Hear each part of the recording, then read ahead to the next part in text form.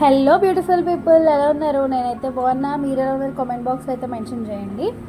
ఏంటి మధ్య అసలు వీడియోస్ ఏమి అప్లోడ్ చేయట్లేదు అనుకుంటున్నారా? గుడ్ న్యూస్ చెప్దాం అనుకున్నా, ఎప్పుడో చెప్దాం అనుకున్నా, మీతో షేర్ చేసుకోవాలనుకున్నా, కానీ అస్సలు టైం అనేది కుదరట్లేదు. నాకు జాబ్ వచ్చింది అనమాట నాకు హైదరాబాద్లో. సో అందుకని డే చాలా ఫాస్ట్గా అయిపోతుంది అండ్ అలాగే అస్సలు టైం ఉండట్లే. సో ఇంటికి వచ్చా అని చెప్పి మీకోసం మంచి ఫేస్ టిప్ చెప్దామని వచ్చా.